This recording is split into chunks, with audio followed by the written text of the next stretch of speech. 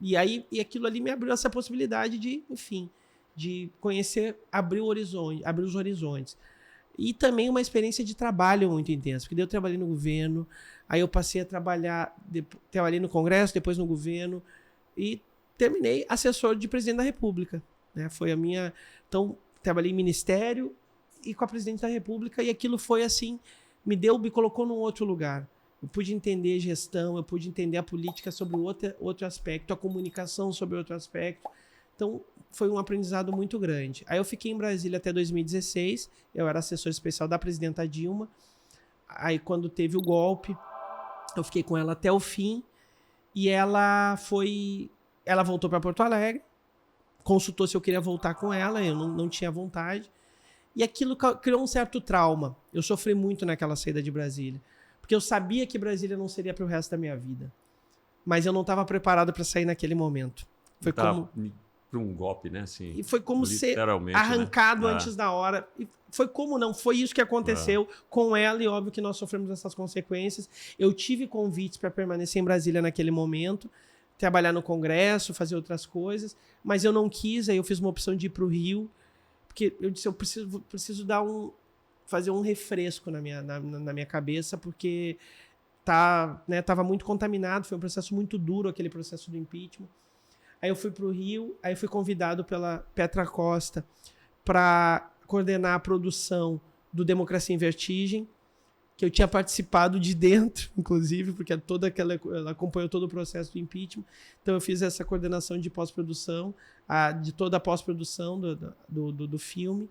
E na sequência, eu fui convidado por Paula Lavigne para ser seu assistente. E aí que eu já trabalhava, já circulava na produção, e ali eu entrei de cabeça, e foi também uma experiência de vida incrível, vivência pura na veia com a cultura e com toda a articulação, porque Paula se tornou uma grande ativista da cultura, as organizações todas de muitas coisas passando pela casa dela, e ela é muito intensa em tudo que ela faz, então aquilo foi fantástico para mim, me colocou assim num outro lugar, tanto do ponto de vista como produtor, como no ativismo cultural mesmo, nacional, com toda a possibilidade. Estava sendo fundado o 342 Artes naquele momento, então eu acompanhei tudo isso, eu fui secretário executivo do movimento, junto com ela ali. Então foi aquela experiência muito viva, assim, foi muito intenso, e eu estava, sabe, realmente assim, aquilo estava arejando, assim, uma outra coisa, uma outra possibilidade, eu estava muito feliz. Aí começou 2018, aquele movimento, vão prender o Lula, vai acontecer, o que vai acontecer, e não sei o que, e era um ano eleitoral, e aí meu coração já foi apertando, eu disse assim, meu Deus, aí vem aquele lado da política que me acompanhava desde sempre, estava ali me provocando que eu tinha que fazer alguma coisa, que eu não podia ficar lá só fazendo ativismo cultural diante do que estava acontecendo no Brasil. Aí eu fui convidado para acompanhar a caravana Lula estava fazendo aquela caravana no Sul. E aí eu fui para o Sul, acompanhar toda a caravana nos 3 estados, Rio Grande do Sul, Santa Catarina e Paraná, e foi uma experiência horrível. Foi muito forte. Eu que cresci num estado que respirava participação popular, em que o povo sempre foi considerado um povo politizado, um povo muito educado, o que eu vi foi cenas de terror. A gente passando com ônibus nas ruas e as pessoas indo para a rua com caixas de ovos, com pedras, com pedaços de pau para atirar no ônibus que nós passávamos. Aquilo foi muito assustador. Sabe? Foi muito assustador ver isso, aquela polarização em 2018, antes da campanha, março de 2018.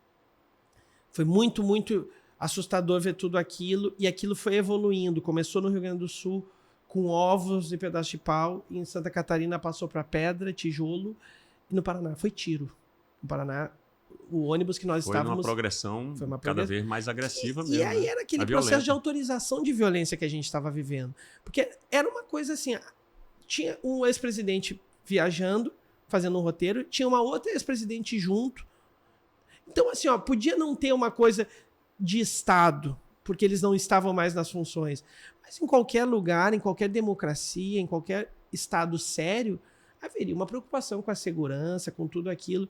Só que ali não estava acontecendo, a coisa estava meio solta e aquilo foi virando uma evolução violenta. Aquilo me assustou muito. E eu saí dali convencido que eu tinha que voltar para fazer campanha eleitoral. Me assustou o que estava acontecendo. E logo na sequência, eu acho que umas 2 semanas depois, o Lula foi preso.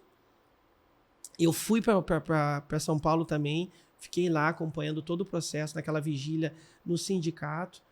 E dali eu saí convencido. Aí, naquele momento, várias pessoas começaram a... E aí, você vai fazer campanha onde? Você vai fazer campanha com quem? Você tá pensando em fazer o quê? Eu tive convite para a campanha nacional, tive convite para o Rio de Janeiro, tive convite para o Rio Grande do Sul e tive convite... Teve mais algum lugar que eu tive convite, além daqui. E eu queria a Bahia. Pode.